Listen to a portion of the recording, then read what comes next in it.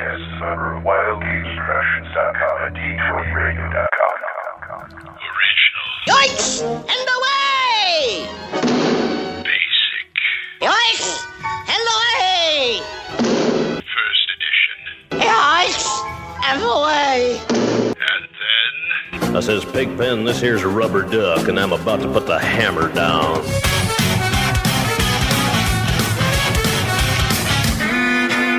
Welcome to THACO's Hammer, the best damn AD&D 2nd edition podcast ever. Correct. Might as well. It's what I'm used to. Are you doing the full bore version or the light version, where you can either or? Oh, well, you know, I have a fighter. I'm more than tempted to say yes, but you know, I want to keep it simple, so let's but you're also the DM, so we got to remember that too. Hi, folks. THACO's Hammer. This is DM Glen. It's Splat Book number, what do we got, 38? 39, I believe. We are on 38. 38. You were right. You were right. Jawohl. And you can hear in the back here a DM Full On Gamer. A.K.A. Sergeant Schultz. Greetings, Gamer Nation. The Gamer Nation army will fall in. Yeah. Right. And, of course, DM Brian. And, as always, he knows nothing. Nothing. Which is like most of us here. Hey, that's the first step to true wisdom, admitting you know nothing. Don't get all zen on me, all right? Let's go into hits and crits. What are you doing tonight? I don't know. What are you doing tonight? The burlesque, Louie's Paradise, miserable and lonely and stupid. What am I, crazy or something? I got something good here. What am I hanging around with you guys for? Hits and crits. Hits and crits. Any news? Anything you've been doing lately, guys? Anybody? Brian? Just trying to get through this week, and I might as well give you guys a heads up. The way things are going at my job, I may have an extra day off this week. Hubba. Yeah, I know. Yes, shock, surprise, and amazement, right? And everybody out there is going to go, well, why don't you do another THACO's Hammer then? I was going to suggest that, actually, if everybody is agreeable to it. Or another episode of the Actual Play Podcast. Yeah, there's an idea. I mean, either or would be good with me. Sturges. Yeah, more Sturges over here. Yeah. The hill is. They got too much blood. Yeah, the hill is actually nicknamed Sturge Island. Oh, nice. I'm still trying to come up with a name for this kind of motley thing. Well, it's exactly what it is. It's motley. I mean, I have no real. You said venturing around the duchy. Yeah, venturing the duchy. Yeah. That'll bring him in. Ugh. Well, we had a ferry over. We could say we had a motley cruise. Ouch. My suggestion is the Adventures of Guido's Gorillas. Yeah, the problem is that you guys are halfway through, more than halfway through the module when you Corey and Full On came in. So it won't. I say you guys will probably finish this in say 4 or 5 sessions. We're halfway through the module. More than halfway. Then you're going to have to wing it, son. Hey, it's all prepared and laid out. All you guys got to do is survive it. Okay, fine. Hey, Full On, you been doing anything? Still keeping up with the Old Republic, waiting to hear when our next play podcast is going to be. Enjoying the wonderful world of successfully funding D20 Radio's own Gamer Nation Studios Kickstarter project. That closed out well on top at 200% plus, I believe. And how much was the funding? Yeah, how much was the goal? Yeah. The goal was $7,500. We collected $15,100. 15 grand, really? Wow. 221 backers, and that last 100 sets up an extra 4-pack of games to be donated to Games for Soldiers. Awesome. Cool. Now, see, that's a good cherry on top of that ice cream sundae. That's a worthy cause right there. Yeah, absolutely. Now, I got a question. I've heard all these Kickstarter things going on. How does that work with, like, the IRS? It's not exactly non-profit or anything, so... That's a good question. When you guys raise all this money... Some of them are production of a product, in which case there's a lot of different taxes involved. Others are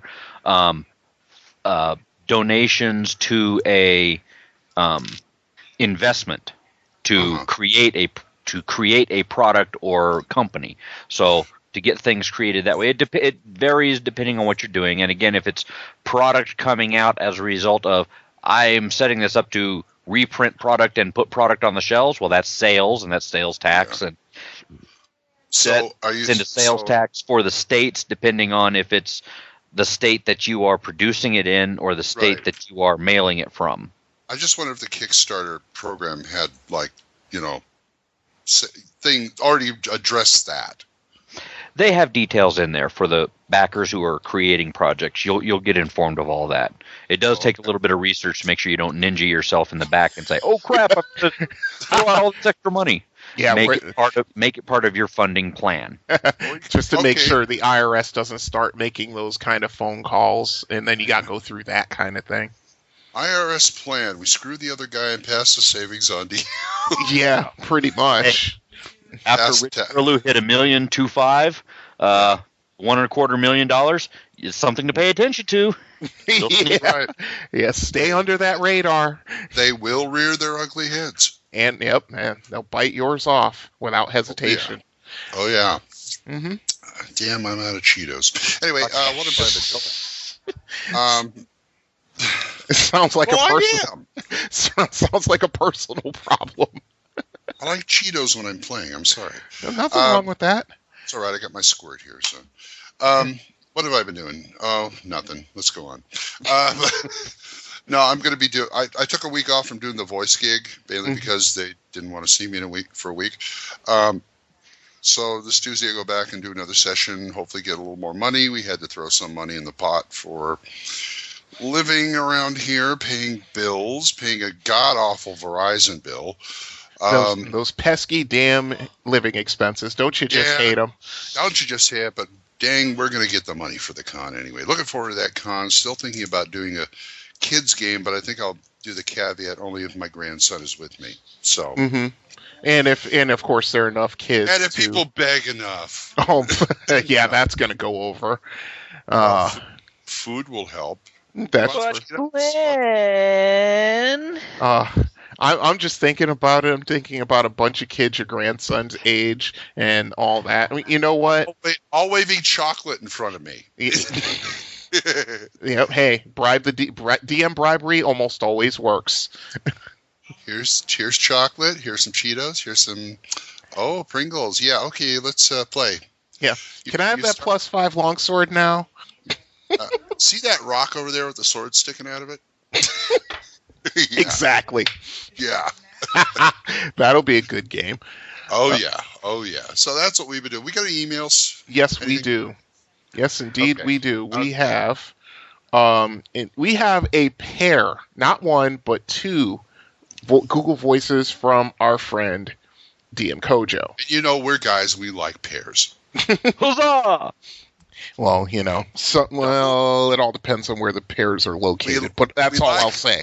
Pair.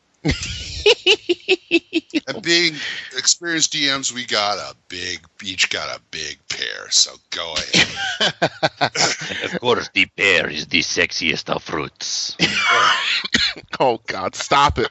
You're killing me over here. Oh, by the way, in case you didn't know, Corey couldn't make it this show, so yeah. So Full On's going to be working overtime trying to cover both their. Hey, Full On's done it for how long now? 7 months? Yeah. I can be extra crazy for you. Oh, God. I'm sure you could. What do we got for email? Okay. We got one from, like I said, DM Kojo on. Hey, guys. This is DM Kojo. Been going through some of the old Splatbook issues on the podcast and refreshing my memory on things you guys talked about in the past. a couple things stuck out to me when I've been going through this. First of all, Splat Book 17, you guys talked about scaling of monsters to some degree.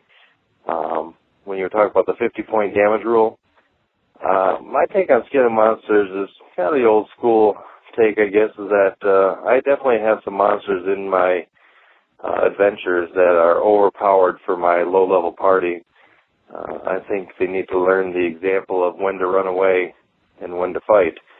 And the only way they do that, especially for inexperienced players, is to run into things that they can't take out. So, yes, it's a risk of, killing some of the party, but I feel like that's how you kind of learn the game, how to handle it.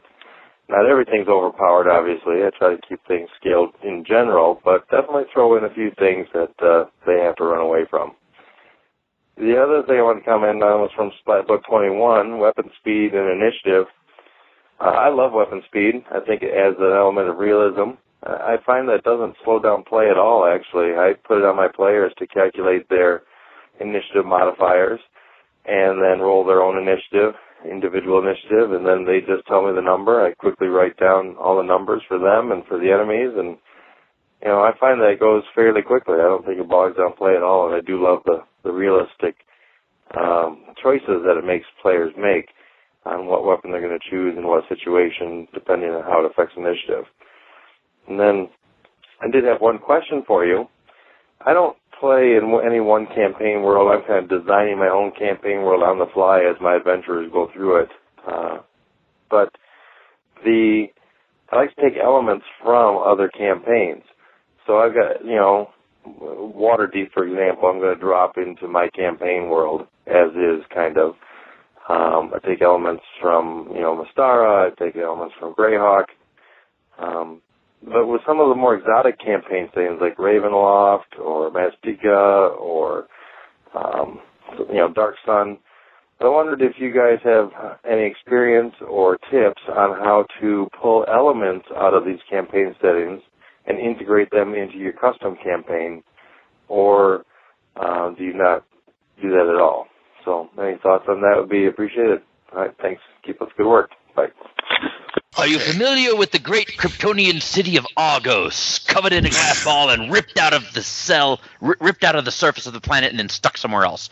Go with that plan. You can lift and shift anything to get those other campaign elements where they need to go. The planet is yours to do with. If you want to have a whole section of your planet set aside to be Maztica or to be the anything, the Horde lands, whatever, anything that you want to lift and shift, it's your world. Pick it up and move it there. It's easy. Here's a twist on the Forgotten Realms you might want to think of, that you can actually put things where you want them. I ran in a 9-month campaign that the DM took the Forgotten Realms and moved it over one ocean to, which was basically the New World, aka the area that would be aka America, and started colonizing over there. I mean, we're talking like from Nova Scotia on down. Mm-hmm. Now, you still had Mazteca if you wanted to play with it, but we never got that far. We had like 2 or 3 elf races, one of which was the noble savage type. Mm-hmm. I think the main city there was New Amin. And we had a really good 9-month campaign. Mm-hmm. There, and you could drop damn near anything you want in there because it's all undiscovered country. It just They showed you this other continent, and they didn't do nothing with it except for put Mazteca down where Mexico's supposed to go. Right. And I've actually heard, to get off on a little bit of a tangent, I've heard of a campaign world where they take Earth as it is, but the entire planet's an AD&D world, but it also has modern elements of it, like, with the United States, one of the greatest things about it is, of course, the interstate system. It has all the cities, but it's all D&D, which I found kind of interesting. To answer his question, I'm doing a little bit of that with my Mystara campaign because a couple of regions I'm not exactly happy with, so I'm going to start dropping some things in. I mean, my original DM, who I've spoken to a few times on this podcast, he shamelessly, and I do mean absolutely, 30-year-old prostitute on the street corner, shamelessly, would take anything from anything else and drop it in his campaign, and somehow he made it work. Anything you can think of. I mean, from every fantasy movie and trope you can imagine to sci-fi elements and things like that. He said his campaign's just a gigantic Hoover vacuum cleaner. Just sucks up whatever it is and kind of throws it around, and next thing you know, the latest flavor of the month city supplement or something like that. He'll just go kaboom! It's there. Yep, exactly. But yeah, I mean, I've seen campaign worlds where they drop Waterdeep in this one place, or Karamakos in another place, or Karatur in another place, and mix and match, that kind of thing. Wasn't a certain DM around here who takes all the worlds in one planet and put it all there in a jumble? Well, it's magic, so you can make as many continental separations of oceans as you want. I'll play on a world that has Greyhawk here. Here's an ocean. Here's Forgotten Realms and the Far East. Here's an ocean. Mm-hmm. Here's Mystara, and here's an ocean, and you come back around, and if you really want to get froggy, we can even throw a little bit of Kryn in there. Wow, can you imagine that? Please wow. don't. Or at least stick it out on the moon. But and then you can have other oddball things, like when I did my crossover of X3, I just rotated the map 90 degrees through the Grand Duchy of Runa over there next to Bloodstone Pass on the Forgotten Realms map, and it fits perfect. Yeah, it actually does. And if you keep it up, you'll find the Rainbow Bridge to Asgard. Hey, I have that.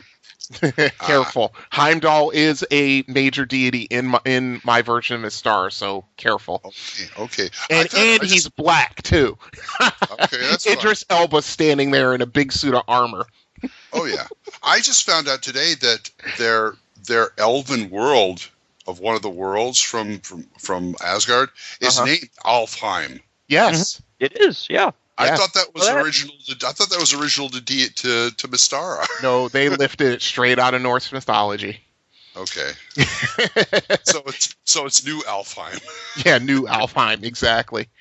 Yeah, I mean, and but yeah, I mean, all you got to do is make sure that you do enough homework and that you interlink what you're dropping in with with the region you're dropping it in. Just to make sure that, it still functions as it should. That's my biggest piece of advice. You're working with your personal campaign as opposed to lifting and shifting and mixing it into existing campaign worlds. It's blank map space. It's what you want to make out of it. Just kind of remember your planetary ecology, and remember, if necessary, you can chuck that over your shoulder out the window, because it's magic. Make it how you need it to fit. Yep. I also found out that, I wanted to address a couple other things he said. As far as weapon speed, we've gone over weapon speed before. Brian loves it. Fawn loves it. I go, meh. I don't love it. You're being kind. I like individual initiative. I prefer the individual initiative and let weapon speed kind of sit by the wayside. If you've got a number of attacks, go with it. Mm-hmm. Okay, my bad. But as far as reskinning monsters and things to run away from, I can get behind that. Oh yeah, or in front of the halfling anyway. Yeah. Just remember that if your intent is to have them run away, make it absolutely clear that there is a path with which to run away. Yep. And be prepared for them to stand and fight any damn way. Yep. Okay. Because they will. They will TPK themselves at the drop of a hat, because why'd you put it in front of us if we were expected to fight it? Make it clear in your campaign from the get-go that it's a wild world out there, and on occasion you will find things that you are not meant to fight now. You're meant to fight it later, which means you have to run away first. Hide, run away.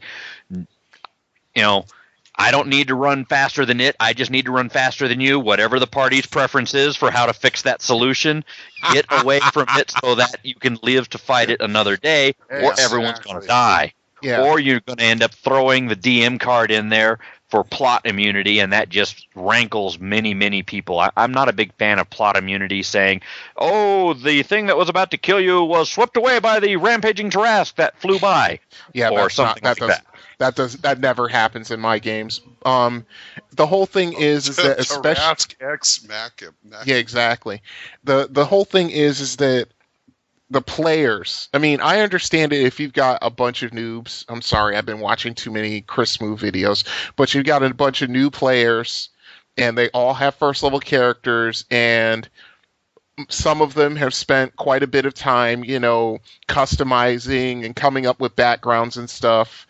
And then all of a sudden, when the first call to battle starts, all that goes out the window, which happens more often than not, really. But I mean, if you have a bunch of 6 first level characters and they're on their way on a journey somewhere, heading from point A to point B or to the dungeon, and they run into a party of 6 or 7 ogres, they're supposed to run and hide. Right. I'm sorry, those ogres will take you out in a heartbeat.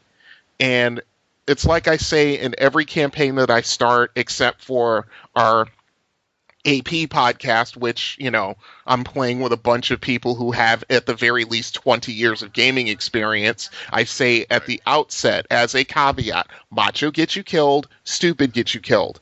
You try to bow up to every monster that draws a sword on you. Eventually, you're going to run into something that's going to turn you into cat food.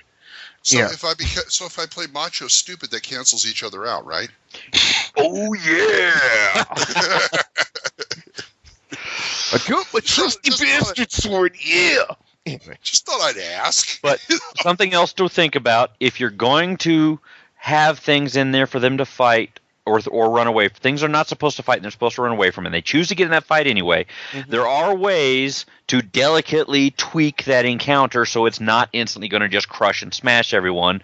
If you run into that party of 5 to 6 ogres and they actually decide we're going to square up and go up against them, give them the red shakes. Cut their hit points in half because they've all got disease. Let the party deal with the disease later. They can always live and go find a cleric. But that's true. If they get exposed. But make the thing sickly, make it injured, make it... have a 3-ring circus where some other fight happens and they witness it and they say, wow, that thing just ate 2 trolls alive. Maybe we shouldn't fight it.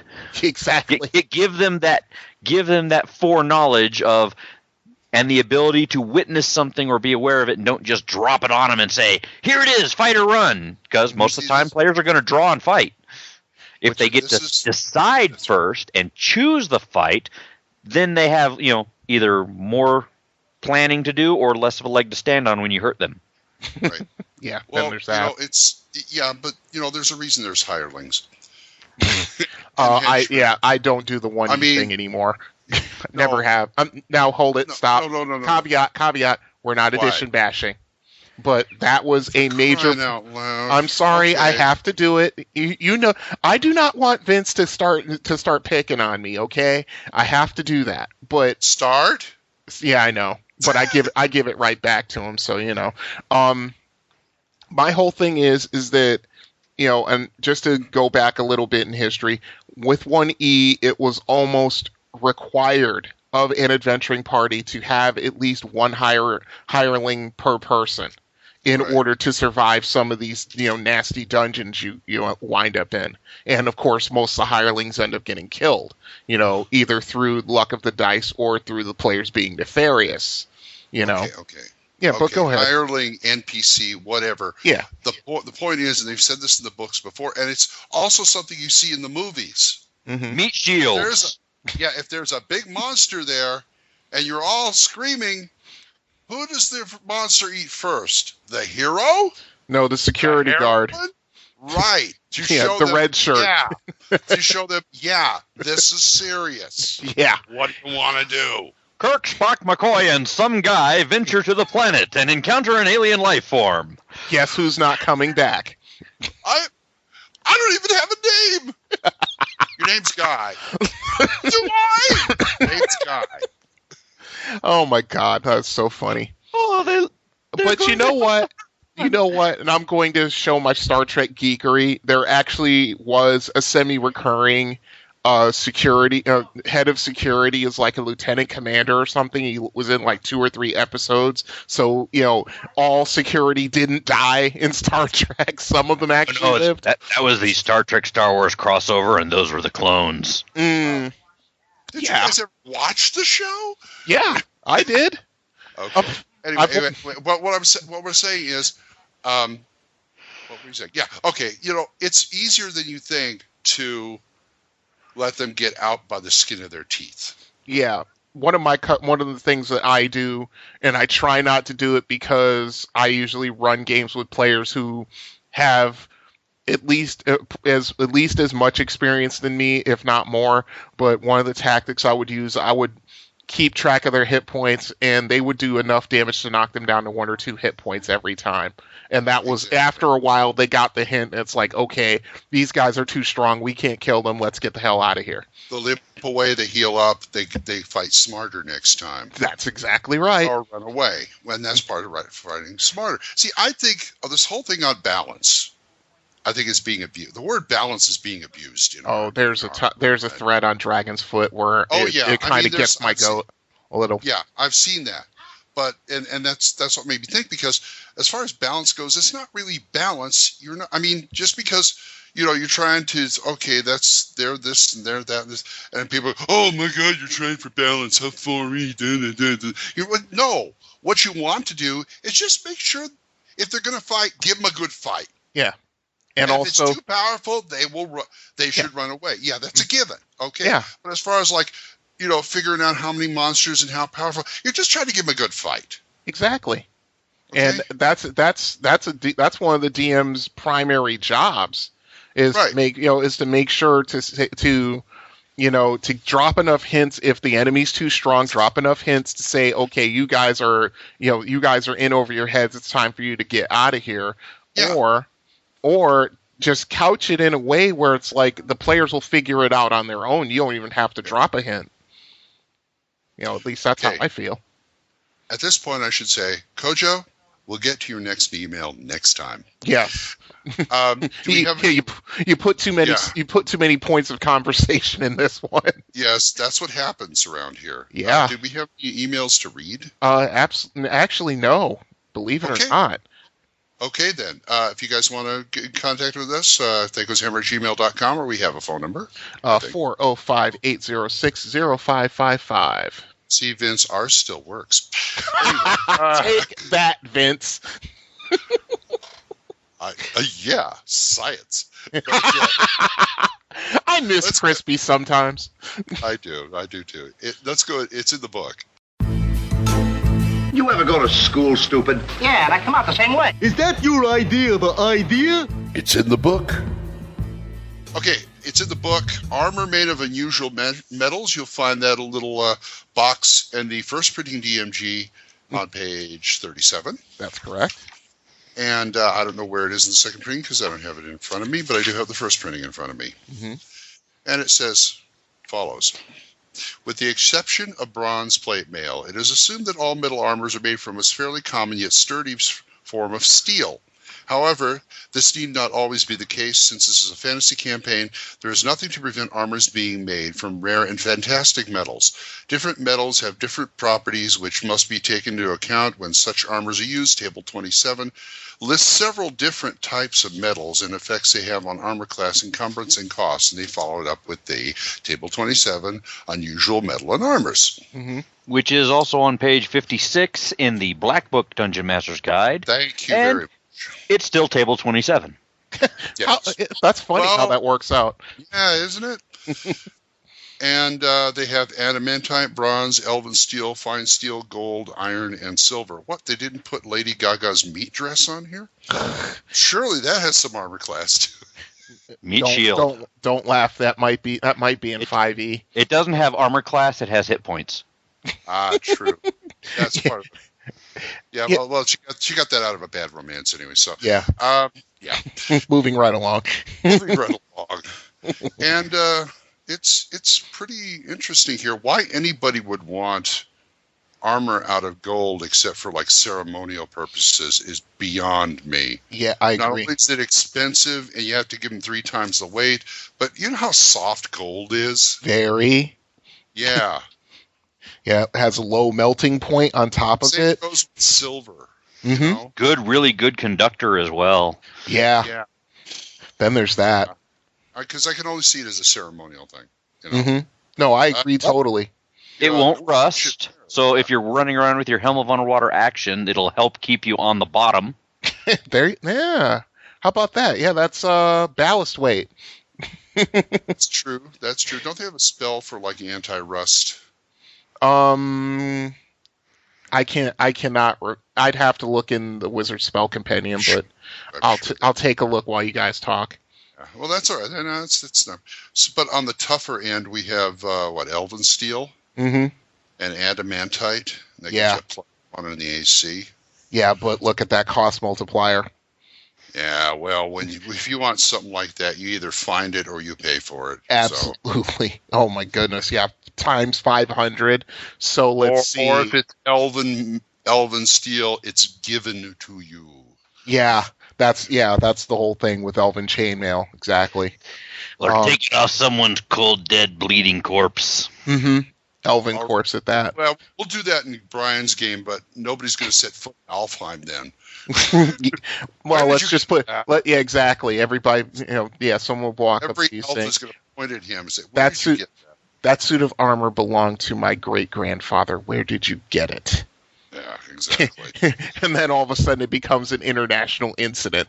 Yeah, much. But yeah, the whole thing is that in the 1E DMG, they went into a little bit more detail with the various metals, like with Mithril. Mithril was made out of a special alloy that only elves and dwarves had the secret to, apparently. They knew how to work it. Right, and adamantite was like a meteoric steel. So basically, you had to have a meteorite drop on somebody in order for them to use the metal contained in it to make armor. Fighter, you find this shield made of this thing called adamantite, and it looks like red and white with a big star in the middle. Can I throw it? Yes, it's very aerodynamic. You can throw it, and it comes back to you if you throw it right. Oh, it's enchanted. Awesome. Cool. Yeah, what? Now you got my brain going, because now I'm like, what would be the AD&D equivalent of Captain America's shield? What, +5 adamantite shield? I think we should have a couple of those as like an artifact. +5 adamantite or shield of throwing and missile deflection. Yes. Yeah. and it's enchanted or balanced because it's very fine work. That way, we'll come back to you. Yeah. Yeah, that's also part of the enchantment. Yeah. Well, okay, throwing and returning. Sorry. Yeah.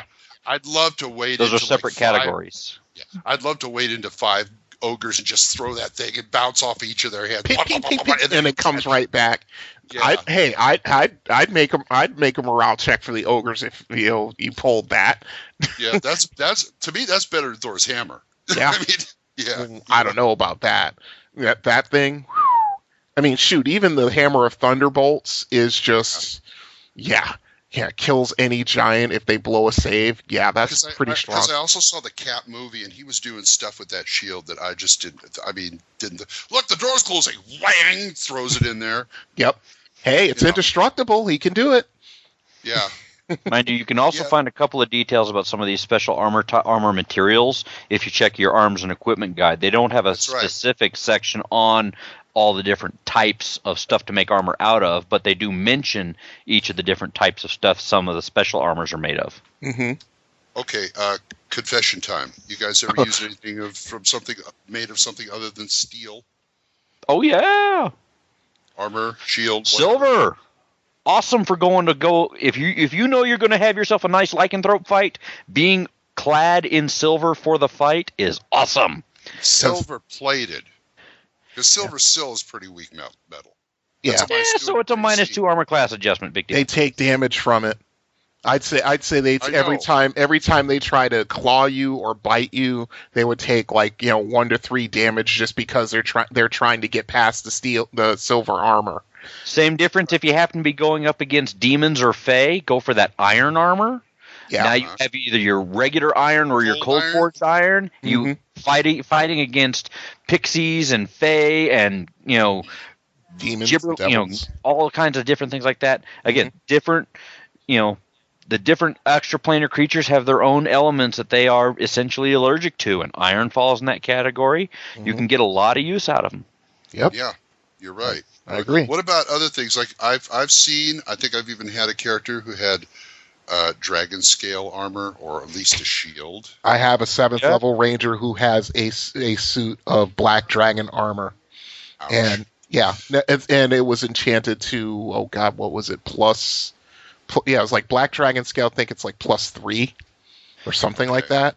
There are a couple different places you can get good information on the dragon scale armors, either your Draconomicon dragon campaign guide type things, or the Counselor Worm setting, or the Dragonlance stuff. And they have different styles of dragon armor. Some of them are actually more kind of a draconic leather. Others are actually the larger plates from the more ancient dragons to get you your draconic plate armor. Because when you think about it, what's the first thing a party does? Well, excuse me, second thing. What's the second thing a party does once they kill a dragon of shall we say at least moderate strength? Material components. Yeah, yep. Material components and skin it. Yep. Yeah, take as much dragon blood as you can get and skin it, make shields and armor. Well, the armor, I don't know, because, too many dragons are going to target you, but I wouldn't mind having the shield. That you can kind of hide until it comes to that point. I need it. Here comes the breath weapon. A great example of what that looks like. Look at the movie Dragon Slayer. Dragon Slayer, yeah. Exactly. That's an excellent thing. Yes. Because that you can stand behind that shield all day and he can blow his brains out. And nothing. Yep. You'll be nice and toasty warm, but that's about it. Yep. That is right. And, at the beginning of the movie, they said they saw a dragon. They showed him a scale. A scale is huge. Yes. You don't need very many of them for stuff like shields. Correct. I mean, I think I'm going, damn, I could make a dinner plate with that thing. Yep. Easily. That's the whole thing. That's the whole thing in a nutshell. Huge red like smog.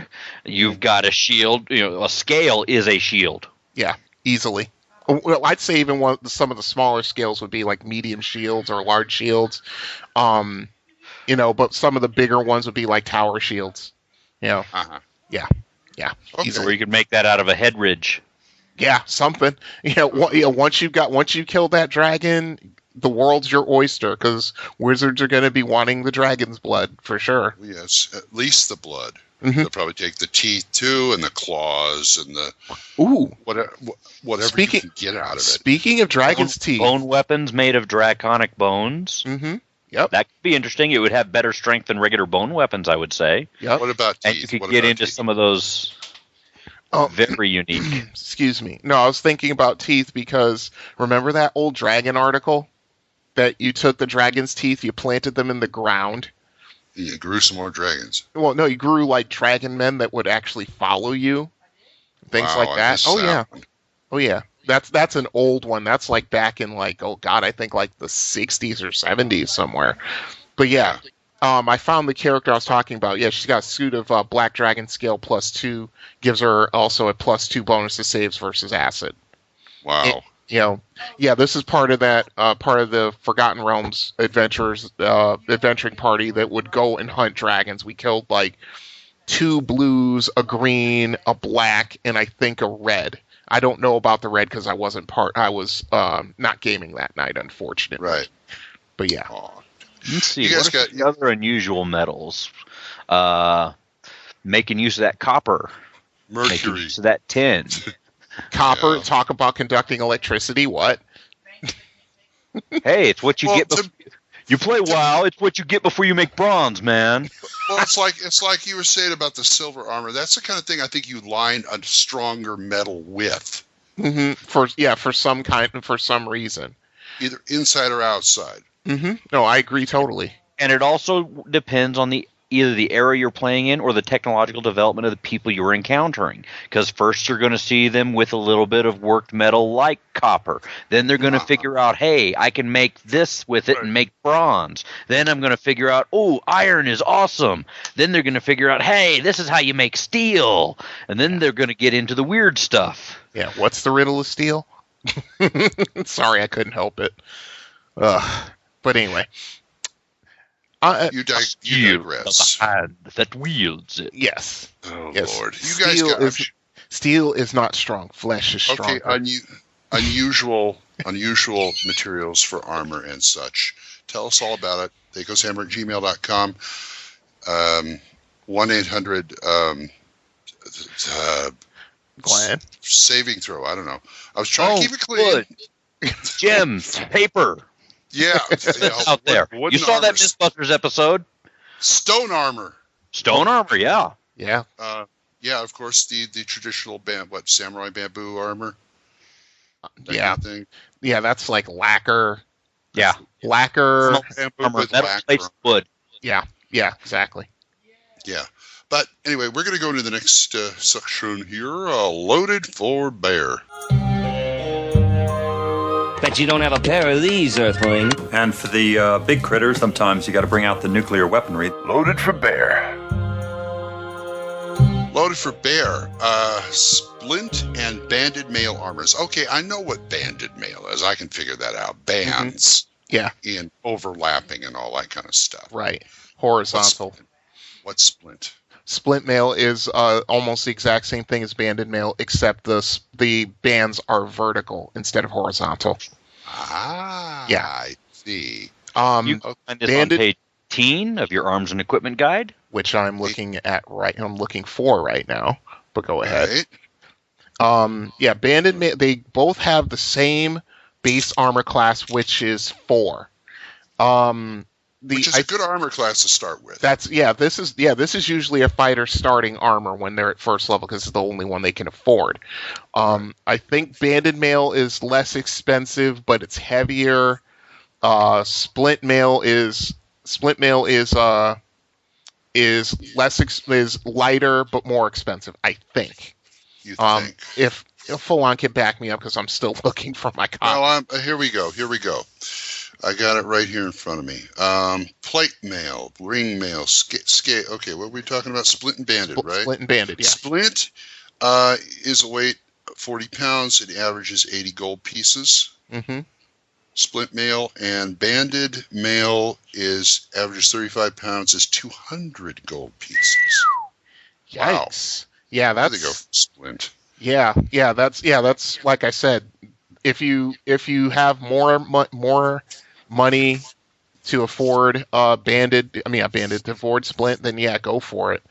But and you'll find that on page 69 of the first printing of the Player's Handbook, and you will find the AC rating of all the armors. Yep, on page 75. Yep, that's the same. And some of the differences are also cultural because you'll find that your splint mail is essentially your European style armor that was used by your less advanced cultures or poorer warriors, a low street price in a Western campaign.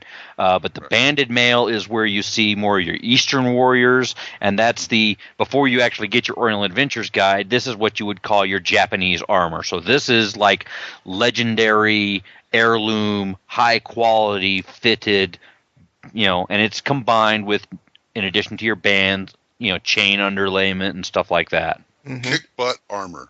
Yes. Yeah, like I said, a first level fighter's best friend, to be sure.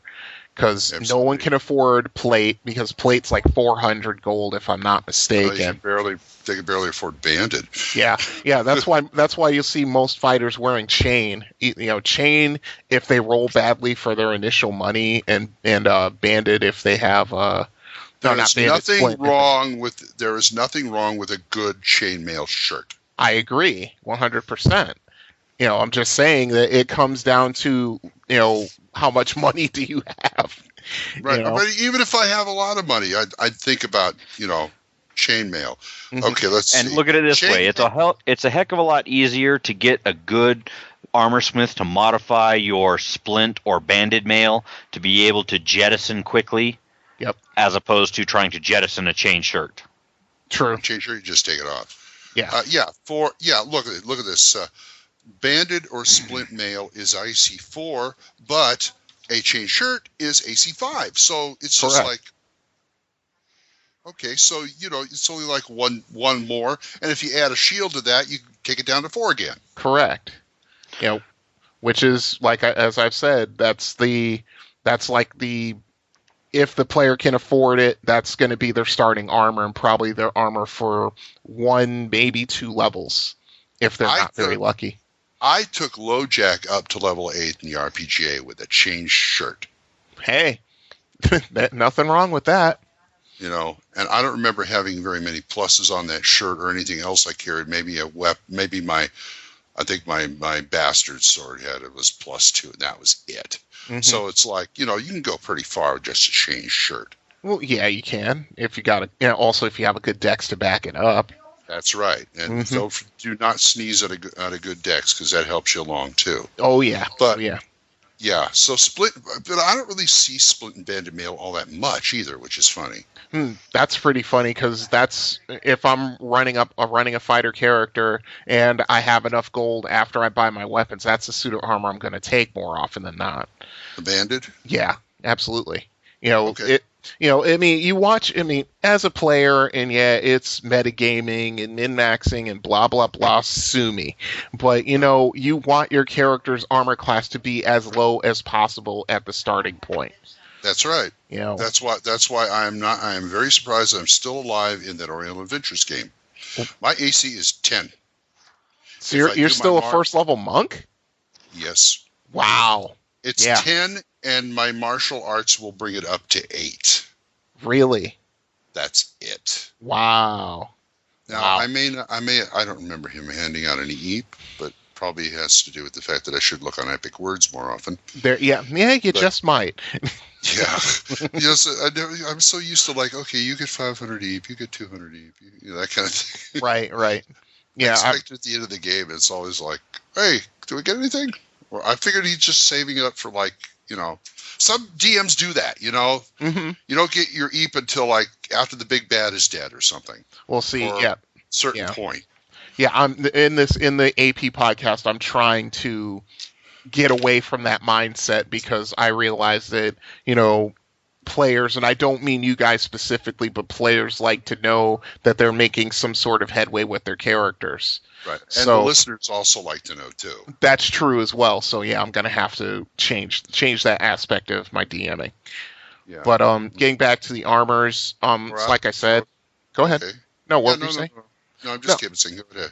Yeah. The thing about both of these armors is that either one, it's usually over chain. So this is like the precursor to plate mail. Because most of the heavy armors have chainmail as an underlying layer of protection under the plates. So, that was just something I always found interesting. That once you got to chainmail, then all of a sudden, all of the better armors had something over the chain. Yeah. Or were combined with it. Like the splint mail is not so much with an overlay of chain. Mm-hmm. It's just got chain mail inserted into your joints and stuff like that. Right. Yeah, you're correct, actually. And splint and banded needs that kind of stuff because I figure there's a lot more gaps in those. Uh-huh. Yeah. There is, even with leather or something. Well, I could see that over leather. Mm-hmm. For the joints and stuff. Yeah, I agree. Mm-hmm. But leather armor, the problem is it's just, all you have to do is just hit it really, really hard and you can get through it. Yeah. Mm-hmm. True. But it's nice layer protection. Oh, yeah. Anyway, that's split and banded mail? Split and banded mail, yes. Mail, too. Yeah, split mail, banded mail. It is in there. Yep. In there. Tell us all about it. The usual places. You can also find us at various and sundry message boards, first of which is OSR Gaming and D20 Radio, full on. You're welcome. .org.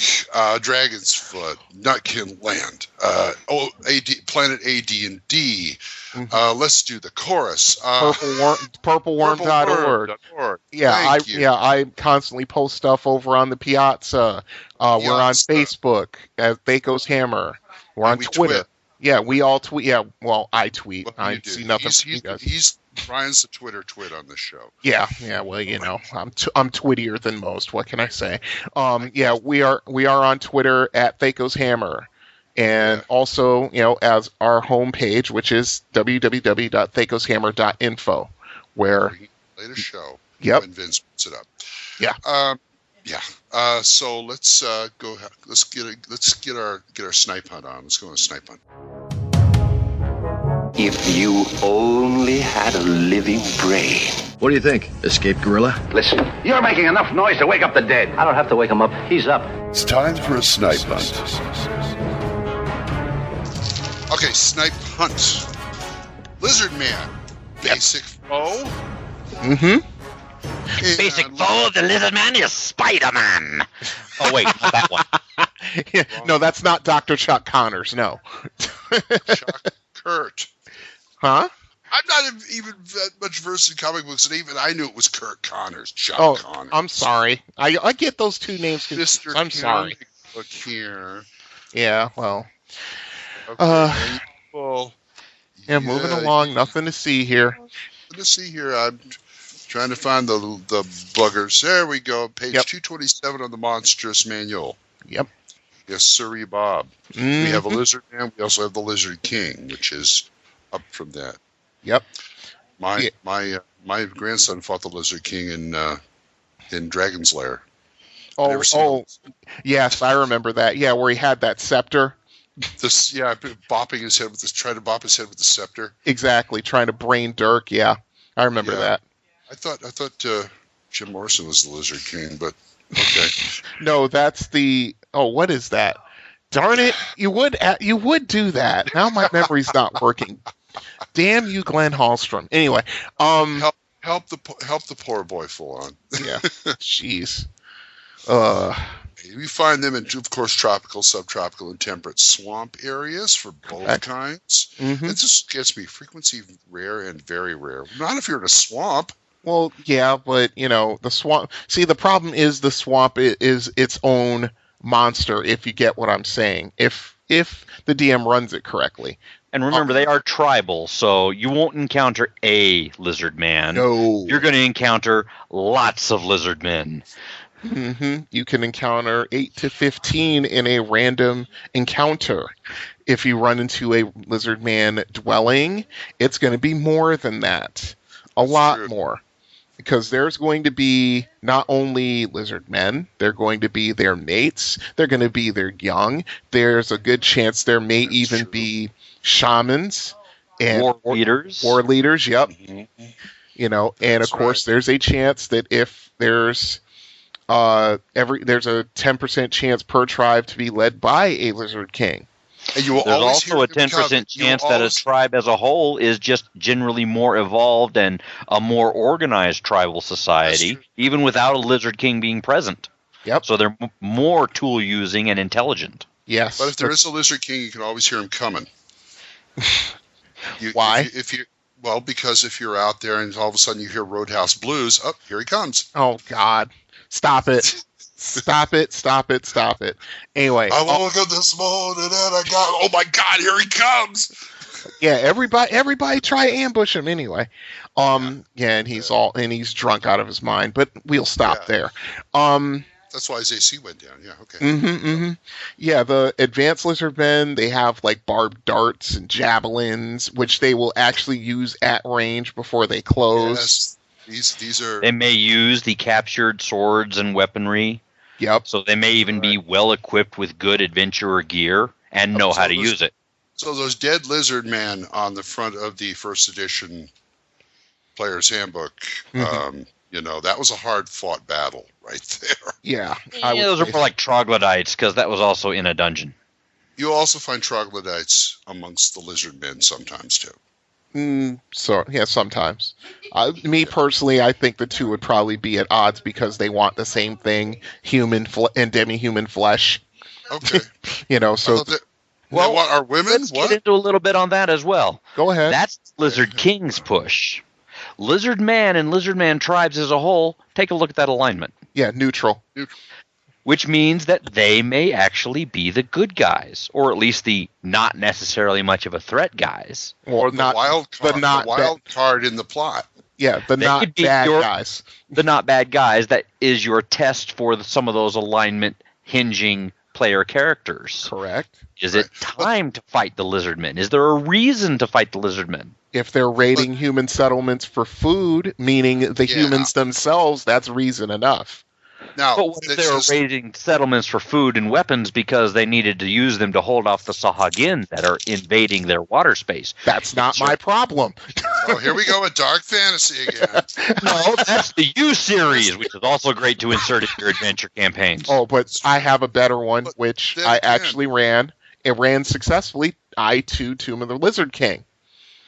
Which not only you run up against, lizard men, brigands, an entire force of brigands with clerical backup, a black dragon, Slee stacks. Yes. Slee stacks. Crystal magic. Stop that. Not only do you run up against them, then you start running into the lizard men who fight exceptionally smart. And then of course, not only do you run up against the Lizard King happens to be a vampire as well. Well, the Lizard King as a whole is going to be bad news anyway, because while the Lizard Man and the Lizard Man tribe are neutral, Lizard King, chaotic evil. And he demands evil. What? Which would tribute. 2 humans a week. Yes. If he can't get humans, he'll take other demi-humans. Yep. It's very true. That's how he keeps his thing going there. Mm-hmm. And if he doesn't get his tribute, he starts eating his bodyguards. So that's motivation. Because once he runs out of bodyguards, then he's going to start eating his other lizard men subjects. And then he gets his mojo rising, and look out. Stop! Please! I beg of you! I beg you, stop, please. You're hurting me over here. But anyway. Don't you love me madly? Anyway, I had a question about the Lizard King. If I could reach the internet and strangle you, I would. Bring forth your question. Okay, Stretch Armstrong. Lizard Man, neutral, okay? Correct. Lizard King, chaotic evil. Correct. If he was leading the Lizard Men, would that make the whole tribe chaotic evil? No, but when you are under the threat of being eaten by your king because you're not doing what he says, that will make lizard men do whatever they have to do to keep their king satisfied. Which is chaotic evil stuff. Well, and they are, although they're omnivorous, they tend to be carnivorous leaning, so meat eating is high on the thing to do. Looks like meat's not back on the menu, boys. But anyway, sorry, I had to do it. But yeah, I mean, that's the whole thing. You can tell usually, if you think about it, you can tell when a tribe of lizard men is being run by a Lizard King, because they're a lot. I would say on the most hands. God, I can't talk. I would say for the most part, they're a lot more aggressive. They're raiding a lot more frequently, and that's when, of course, leaders of human and demi-human communities say, okay, we need some adventurers to go take care of this problem. Mm-hmm. And the thing is, it's not going to be a tribe when you start encountering lizard kings. It's going to be collectives of multiple tribes, generally. I'd say the more tribes you have together, the more chances that there's a lizard king in charge running the show. Correct. Right. Correct. So I take it you've guys used these before. Oh yeah. Oh yeah. Oh yeah. These could be great fodder for. Mm-hmm. I mean, I think of them as like fill out monsters. What do you mean? Well, first of all, you could base a whole adventure on them. Correct. But at the same time, if you got some of the thing that's happening in the swamp or where near where they dwell, you can also go, and this tribe of lizard people over here you have to deal with, either fight or negotiate or whatever. Or they may even be like the turning point of the whole thing if you can get them to work with you type of thing. So they're like filler monsters too. Yeah, They're very versed. They're plot hooks. They can bring plot to the story. Yeah, plot hooks with scales. I agree. Yeah, because they could be just living peacefully, not bothering anybody, and as a matter of fact, if I'm not mistaken, there is a dungeon adventure listed on our show ideas page. There is an adventure. I can't remember the name of it for the life of me right now, but there is one where part of the adventure, or at least the turning point of the adventure, is to get the lizard men to stop raiding. Now, there's a reason why they're raiding. I can't remember it off the top of my head, but U-series. Well, no, not the U-series. There's another one. But you also see a similar type of circumstance in the Night Below campaign. Yeah, there's another one. Yeah, you're absolutely right. It's one of the bonus quest areas. Yeah, for those who need the additional XP. Yeah. Well, they put them on an island in the middle of the dungeon or something, a tropical island? No, they're part of your encounter if you're going to be dealing with Inzelden the Green Dragon. Ew. They worship the dragon. You have to get through them to get to the dragon if you want the dragon to work with you to take out the giants. Oh, that's straight out Secret of the Silver Blades. Now I think about it. So you gotta get through the lizard people, like get them to convince them to let you. Either way you want to go about it, either convince them that you're approaching the dragon peacefully so that they can actually work with it, hack your way through them mercilessly and lay before the dragon, I smashed all your bodyguards and worshippers, come work for us. See how that goes over. There's different ways to work it. Crush your lizards and enemies, see them driven before you, hear the lamentations of their women. Anyway, sorry. Because we broke on through to the other side. Now let's go. Hey, if you're going to keep doing Doors quotes, I'm going to keep doing fantasy movie quotes. Okay? Right. And the first thing to consider with the lizard men is you can't tell whether you got the male or the female unless you reach in and check the cloaca. Oh, crikey! Oh, that one's got some sharp teeth. But also remember that poor Steve looking at the lizard men and the lizard king, they are kind of slow on land, but you get them in the water. Oh yeah, they are death incarnate because they swim like gators. Yes, they might even have some pet gators. Get some of those shamans who are doing the druid deal, and you have some dire alligators that they're riding. Yeah, who knows what you could throw in? Oh yeah. Yeah, absolutely. I mean, that's the whole thing about going through a swamp. You're going to encounter monsters and creatures that are native to it, so they have the advantage. You are in their territory. The lizard men, all they basically have to do is just go underneath the water, wait for the party to go past, and then there's an instant ambush. And 2+1 hit dice aside, which isn't that tough, really. No, it isn't. But but 8 to 15. But but if you give them the home court advantage, if you will, that's out the window. That's completely out the window because some of their tactics also could be not to just attack with their weapons, just to come up out of the water and grab somebody and pull them underneath with them and drown them. Hit points don't mean much when that happens. And also, among other things... And that's just dealing with the raiding patrols. If you go into their home territory, it's like going against the kobolds all over again. Puppies! Because now you've got their snares and ambushes. They do traps. Yeah, they do. Right. And I've done some really wild traps. It's like going into the VC when you go up against I was going to say. Crunchy sticks and swinging claw walls of spikes. What? Who? Oh man! Wow. Yeah. Also, I'm thinking they're pretty good with weapons, which should probably be excellent with the net. Yes, that's another one. That's how they capture their food. That's how they capture their foes. Yes, they may grab you underwater. They may grab you underwater, but that doesn't, you can get away with that. Doesn't mean there's like two on either side over here with a great big net scooping them up. Yep. And hey, going back to Corey's thing about things that they should have run away from, have a pack of lizardmen snatch everybody and drag them away alive in nets. Yep. And now you have to escape. Yep. Now you got to escape. That's right. And I mean, the thing is that you can distract them, possibly. They can be really dangerous in melee combat, but they can be distracted by food, such as slain opponents. Well, that's yeah. You get them high to get the munchies. I think they're less that. They're more intelligent than that. Perhaps not as bad as trolls in that regard, but you could probably distract them with a good shiny. You could probably distract them with an offer of a deal. You could probably distract them by chucking weapons and stuff and lightening your load so you can run faster. They might stop to loot more than they will stop to eat. Just stay away from the water because they'll catch you. Eating. If whatever's dead can rot for a little bit, that just makes it a little bit more seasoned and tasty. To them, sure. That's true. But yeah, I mean, lizardmen.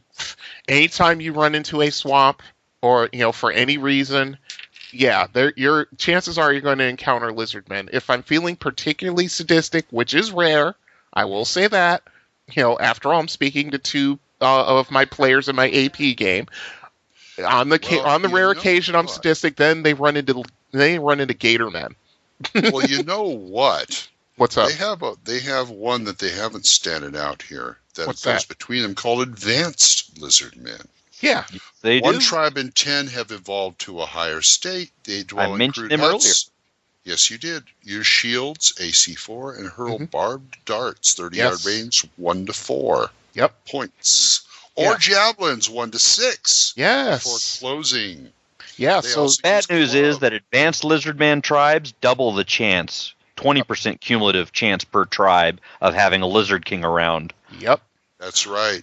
That is right. And they can also use clubs as javelins or trees as morning stars, 2 to 8. So, And if you're using the sapping rules, man. see, that's the whole thing. If you, like I said, you encounter lizardmen in their home environment, basically their hit dice basically double because they're a lot tougher to fight. They're a lot tougher to handle. And not only that, they're trying to take your butt alive because they're going to have dinner from somewhere on your leg later. Here's a freaky one for you. Go into Karatur or the Far East realms, wherever you have your Oriental Adventure set up, and find some Oriental lizardmen who actually are the VC in the swamp. Maybe, just maybe, some of their tribal leaders are the Grand Masters of Dragon-style Kung Fu you have to go and petition to learn from. I have lizard style. One of my favorite martial arts movies is the 5 Deadly Venoms. That's lizard, toad, snake. Oh shoot, I forgot the other two. Oh crap. Never mind. But it's mostly poisonous things, but lizard style is part of it. And yes, that's a very good idea, Fulan. Thank you. 3 to 4 foot long non-prehensile tail is an excellent club for lizard foo. Mm-hmm. Fine, we're going to go into a swamp and it's going to be the Khmer Rouge. Great. Yeah. Hey, remember, don't get out of the boat. Yeah. Yeah, exactly. Yeah. It's one big crap sandwich and we're all going to have to take a bite. Yeah. Here comes the other good thing to get distracted with them is the other thing that lizardman tribes are really big on is whatever their obscure rites, rituals, and superstitions are. So if you can hinge them somewhere on their religion or politics, you can probably swing a survivable encounter out of that without having to kill every one of them and start exporting boots and belts. Mm-hmm. Now we start thinking about cartoons. Race Bannon dyed in purple, raising himself out of the water, scaring Oh my natives. God, you're right. Oh, Glenn, stop. That's too much of a flashback. Must wear off 3 weeks. 3 weeks. Yeah, I remember. I've got the whole first season run, so it's my God. I remember. Well, wait a minute. Johnny Quest was like what, 67? Yep. Oh my God! Stop. Him coming out of Heck, the it's water. even worse now. Have you seen the remake of the Thundercats? I like What is it. that whole tribal setup of those lizard type folk. Yes. Those are your advanced lizard men. I'd in say tribes. highly advanced. Yeah. Highly advanced. Yeah, Slythe is like their leader, I think. Yeah, that would be your 3E lizard men, but we'll go there on another podcast. But not to beat it to death, I could see somebody pulling a Race Bannon type move like that with superstitious lizard. Get an illusionist to pull a little magic out of there, and use a little magic, and get them to throw out his wand of chromatic orbs. Oh, God, stop! You had to say that, didn't you? Yeah. You just couldn't resist, could you? But yeah, I was just saying, that you play on their religious things, or their fears or whatever. And lizard men do have fears. They're not fearless. Not with that. Not with wand that. Of what? Something with your wand of wonder. This is my boomstick.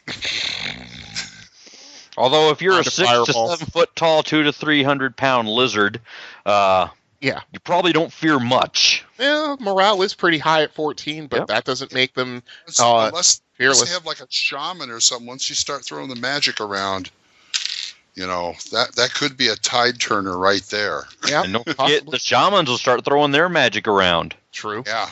Hey, working as a priest, lizard man shaman throws raised water on the party, you're boned. Big time. Because all of a sudden, here they come, and they ain't running. They're not running at you. They're swimming. You got problems. I would just think them as a tribe full of Conans in lizard suits. That's a good way to look at it. Yeah, it is. It's just the idea, the mental image made me laugh. Very like barbarians. Yes, yeah, it is. And they're very barbarian, and depending on whether or not the Lizard King is present is whether or not you're dealing with Conan and his Cimmerians, or the guys from the 13th Warrior coming down and eating folks because they've got that mad shaman queen telling them to. Yep, right. Very true. Very true. Right, and also they have that smattering of noble savage. Yeah. They can be run as a player character race, actually. Yep. Yes. Don't tell them. And again, if you're running into single encounter lizardmen, you're running into the guys that have survived whatever cut them off from their tribe, so they're no pushover. You're going to see them in slave arenas. You're going to see them as exotic bodyguards and muscle men for, say, you've got that swamp scouts, great wartime scouts. If you've got that thieves guild that has a nice urban environment with sewers. Yeah. True. He's like the specialist assassin. Remember Shrek 2 when they pulled in Puss in Boots as the specialist? Same thing with the lizard man. Yeah. Shrek 2. Stop. It's just an example, Brian. I know. Every time I think Shrek 2, I start thinking of Farbucks. Yeah. Okay. That whole pun. Anyway, tell us your lizardman stories, THACOshammer@gmail.com, and throw the number up there again. 405-806-0555. Cool, and now we go into DM's rag. Well, that's quite a story. I think it would be fun to run a newspaper. And here it comes, right over the old plate. The DM's rag. Okay, DM's rag. We are dealing with TSR number 9471, The Dancing Hut of Baba Yaga by Lisa Smedman. Yes, indeed. 1995. Mm-hmm. Right in the middle of the second edition run. That is right. Now, how this ties up with the rest of them, I don't know, but I'm just going to let that ride right now. This is very interesting. I mean, Baba Yaga and his hut have been dealt with before in the pages of Dragon Magazine. Her hut. Yeah, but they've been dealt in like Pages of Dragon Magazine and other places. Correct. There's at least one other module that has Baba Yaga in it. And wasn't Baba Yaga's hut an actual artifact in the first edition DMG? Yep. That's what I thought. It was, yes. And it's no less here. Oh, no. if anything more. Mightily. Yeah. Basically, this isn't so much a module as an environment. A campaign setting, yeah. Yeah, not really a campaign setting, but it's basically they try and give you various and sundries ways to get the players into the hut. Mm-hmm. And some of them are pretty cheesy, let me tell you. Yeah, but sometimes, hopefully very rarely, but sometimes the players need to get hit over the head with the plot hammer. Because basically it's I want to say it's a mini. The hut is a mini mega dungeon. Yeah. Yep. The mega part is it's like a TARDIS. Yep. She has a TARDIS basically. Bigger on the inside. With chicken legs. She can go from dimension to dimension, and the hut will change depending on where it is. But her powers will change a bit too. Yep. But she'll always know how to get around the hut. Yeah. Yeah, absolutely. And the mini part comes in because it does have a finite space. It's just a real big finite space. Yep. I mean, it's not like a Paladin Hell with that ship, which is basically like another demi-plane. Yeah, that still blows my mind a little bit. But yeah, I mean, I'm reading through it right now as we're talking, and I'm just like, it starts off fairly innocent enough. Just a hut sitting there, but they all it has like 64 necrophidiuses around the hut, so the players have to deal with those. As a fence. Yeah, as a fence. I mean, that in itself is crazy. But, when it comes to these kind of adventures, Paladin in Hell, Baba Yaga's Hut, Dragon Mountain, Night Below to some extent, you have to pull out the crazy every once in a while. This is the thing an issue I had against doing modules from second edition. Not reviewing, of course we're going to review them, but I mean using them. Because they changed their business model in the regular stuff that you used to buy, you get in the magazine. So anything they publish as a module has to be kind of overblown a bit. A little. And kind of everything seems like a departure from the norm campaign. And it's not something you can set this thing in your campaign and then just use that. No, it's like they're going. By the time they're getting into that, it's everybody saying, "Well, we've already done that. We've already seen that. So we need to throw you the things that you haven't seen before, or throw you things that haven't been used that way before." Yeah, I agree. I feel like they have to up their game more than I think they should have. Well, you have to also realize that power creep. No. Well, second edition is just as guilty of power creep as every other edition. Let me tell you. That's right. And the thing is that but full on hit it right on the head. Is that I've seen this with all the remakes they've done, like Against the Giants and things like that, where not only do they have the classic adventures in there, but they gave you not only more ways to get the party involved, but they also, this is like my major gripe with second edition modules. Only towards the end, like 98 and 99, when they made their generic modules, they actually included a small section in the beginning as to how you can insert it into your campaign world. Right. Like this. Yeah. I mean, with this one, it's like Dragon Mountain. It could just appear somewhere. And the next thing you know, of course, players want to actually just, they'll either get greedy, they'll get curious, and they'll go in. But I always get the impression of second edition modules was like the regular dungeon modules is like, or whatever you come up with yourself is like the meat and potatoes of the campaign. And anytime you pull out one of these, it's always like on a very special episode of Dungeons and Dragons. Well, or Dungeons and Dragons goes to Hawaii. Or stop! No, that kind of thing. Something like way out of the ordinary. I wouldn't go way out of the ordinary. I just think that they had to jump it up a little bit, at least a little. Bam! We're gonna bump it up a notch. Yeah. Bam! Exactly. Anyway, point taken. We can go on. Baba Yaga's Hut. It's fun. It's also one of those. To me, Baba Yaga. No, I'm sorry. I'm reading a section. I'm reading one of the sections. Go ahead. Okay. I'm sorry. What they basically show, they outline the hut, what you can do with it, the current configuration of it, and they do encourage you to change it depending on which dimension it is. Once the hut starts dancing, you better get the hell out of there. Yep. Because that means it's getting ready. When it dances, that's how it planar shifts. Yep. Very true. And basically the only way to hurt the hut is to attack the legs. Yeah, and that's not easy to do. No. No. the legs have a whole lot of hit points, and it's got a spell immunities, just an almost endless list of them. And I'm just looking at the stats for Baba Yaga herself. I mean, she is basically I'd say a demigod going towards lesser deity, just by what I'm seeing here. Which calls into the category of things you're not supposed to actually fight. Yes, you're not supposed to fight her. Unless all your characters are 20th level. At which point the GM has probably taught the hut crane style. But, it's fun to go in once for some reason or another. You don't have to go in there to fight anything either. If you need answers or something, she's kind of neutral. Well, yeah. I mean, she'll do some neutral hungry, yes.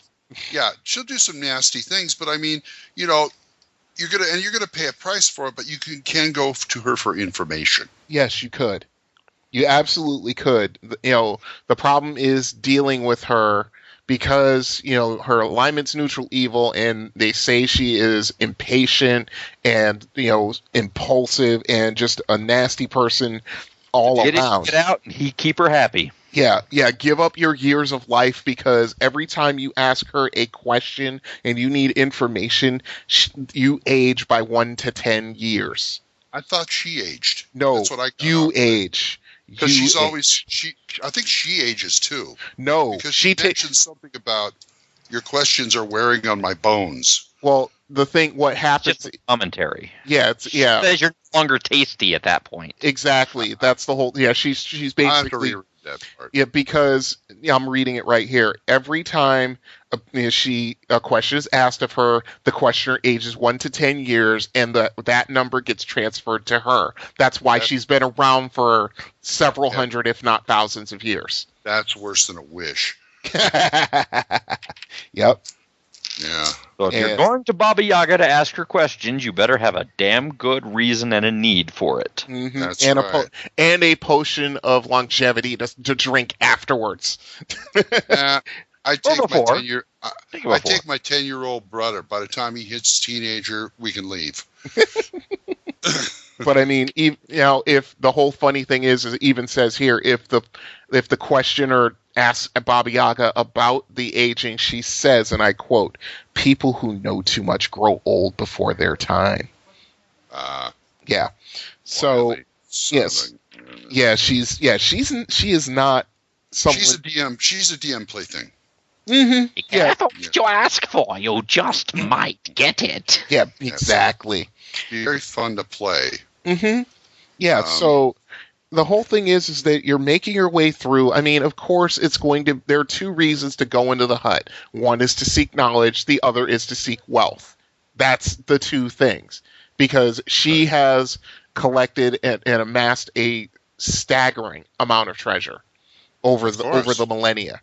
Oh yes, stealing from Baba Yaga. It's a great plan. I've got this heist all planned out. You know what? If there was if I haven't seen the list of exactly what she's got, but I would say if the players needed a particular MacGuffin, and if they're high enough in level, say about 13th to 15th, yes, I'd say make a run at it. This is you glean this much information. This is the only place that you can find this particular item. Now go find it and have a lot of fun. I know I will. Yeah. I've been in parties that were suicidal enough to go to rip off Baba Yaga's hut seeking a deck of many things. What?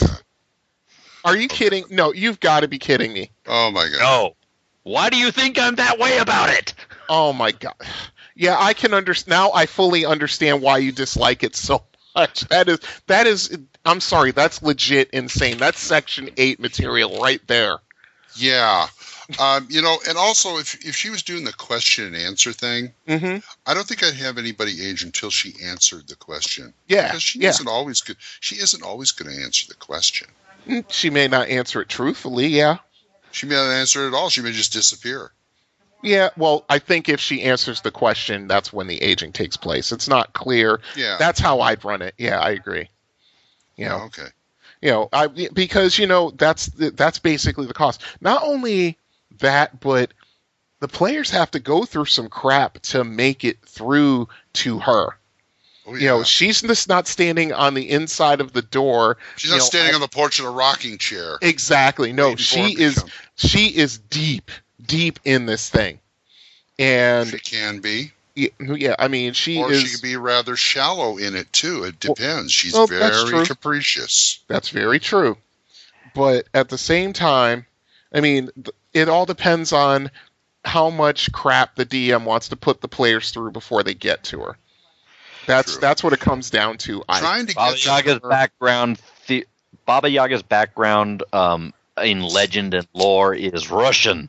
So go watch movies like Day Watch and Night Watch and things like that to see how to treat going to people for asking the questions or strange things that happen to you. And if you want to find a really funny version of it, go see Jack Frost in an episode of Mystery Science Theater. Oh yeah, a dubbed. I mean, they call her the witch ogre there because it's like it's Baba Yaga. There's a hut. There's chicken legs. Yeah, it's that's Baba her. Yaga. Come on, and here was tame Baba Yaga. That was pretty good. Mm-hmm. Kick her out of her own hut. But I'm looking at the things you have to go through in here, and of course, you know, in order to get from place to place, you need to learn the codes of how to access places. It's a series of knocks. Hell, you have to be on the balls of DM. Yeah, because they got a chart there. Oh yeah. But you know, that's the thing. It's just not easy. It's not for novice DMs either. No way. I mean, look, there's even an alternate reality where the party lands in Tokyo. Yeah, with Godzilla. Yes, with God. Now, you see, this giant lizard just doesn't cut it. I'd use a gargantua. Yeah, I'm sorry. That's exactly what I do. I'd like to. Was that Gary Gygax leaking through again, putting like Tokyo in there? That sounds like maybe a tribute. Maybe a tribute. But yeah, I mean, that's the whole thing. And this, you know, like I said, you have to go through a lot of stuff. Finding Baba Yaga in her hut is akin to finding what's his name in Waterdeep in Undermountain. Oh, Halaster. Oh yeah, that's akin to trying to Halaster is not someone you want to corner. No. Trying to find her in her hut is the same way. Yeah, I agree totally. You will find her when she wants you to find her. Yeah. Yeah. Same with him. Mm-hmm. He's nuts. Mm-hmm. And when Baba Yaga wants you for something, you're going to do it right there. Now, see, the thing is, I just found in the second part of this module is that there, you know, of course, there's her. If the party makes her bedroom, there is a 10% chance she'll be in there. Okay. And of course, the problem is she'll deal very harshly with them. Oh, because you're interrupting. That's a huge problem. Pay-per-view porn crystal ball circuit. Demon pay-per-view porn. Anyway, if you interrupt her while in her bedroom, that's when she'll teleport you to the pit fiends. Leave me alone, mother's watching your stories. Yeah, that's that. Or you sacrifice the swashbuckler with the high charisma. Oh God, that part in there and say, "Hey, how you doing?" God. Then it turns into Marie Laveau. No, the man done gone. Okay. How badly do you need this knowledge? How much are you willing to do to gain this knowledge? How much do you want me to turn him into a frog so I'll give you this knowledge? Mm-hmm, exactly. But it ain't like talking to Mother May I from Neo in the Matrix. Oh, the Oracle. Oracle. Yeah. It ain't like talking to her. No. The Oracle. But anyway, I think they get I think they get the idea. But anyway, this is fun. This is fun for like a change of pace. I mean, especially for higher level characters, especially if they need a quest item. I hate. What does it say on there for what it's recommended for? 7 to 20. 7. That's 7. Too low. No, the first part is actually pretty good for a mid-level party, believe it or not. With the necrophiles and all that. Yeah, believe it or not. Yeah. Yeah, getting in, messing around, doing whatever you got to do. There's a couple of things in there that are really kind of interesting, but the second part they don't recommend for 13th level or lower than 13th, and the last part is like you might as well be close to 20. Yeah. And they said the first clue that Baba Yaga's hut has landed in your world is if you go in the forest and there's no wildlife. Mm-hmm. It all left. Yep. Of course, that gives me another great Looney Tunes. The Tasmanian devil is on the loose. Run for your lives. The Tasmanian devil. Yes. And Baba Yaga has about the same appetite. Yeah, and the same effect. Yeah. Especially wabbits. Yeah, so, that's your first clue right there. Yes. I mean, they're just. I'm looking at the encounters in here. You're going up against, greater Yugoloths. I mean, just for if you make it to the treasure area, I mean, you're going up against just monsters like that. Approaching the hut, there's like how many square yards around the hut? 64 is protected. If you step a foot in it, something will attack, like the Necrophedius or something else. It's got protections that way. Right. And why do I want to say I recall a Planescape adventure where Baba Yaga's hut ran loose, and she comes to get you to say, "Go fetch me my hut." Catch it. Now, see that? Now there's a twist. Ooh. There's a mind screw for you. Now you got to go and retrieve it, and it's out of control, and you got to deal with whoever is, has put it out of control. Yeah, I can see that. Well, obviously the Ewoks are piloting it. No, Chewie's piloting it. The Ewoks are just, co-piloting. But anyway, sorry. Not sorry. It's Full-On's fault. Yeah, I know you're not sorry. I am.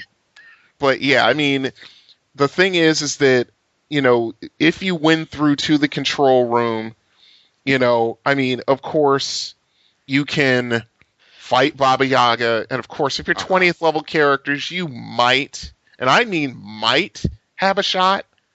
Because, not only is she a 25th level mage with godlike intelligence, and which means, of course, anything the players think of. I'm sorry, if a foe has an intelligence that high, anything the players think of is instantly countered. Anything that it's like a half step below ESP at that point. But you gotta be it's like trying to run in and pants the Beyonder. Oh God. Pantsing the Beyonder. You know what? There is a Marvel character that probably would try it. Deadpool. Oh yeah, Deadpool. I was going to say Deadpool could do it. I mean, he bested the Taskmaster. Okay. Because he couldn't follow his. He was so random and insane. He couldn't predict his moves. Mm-hmm. Yeah, that's the thing about Deadpool. So it's like throw Deadpool up against Baba Yaga and see what happens. Yeah. Deadpool. Let's put it this way.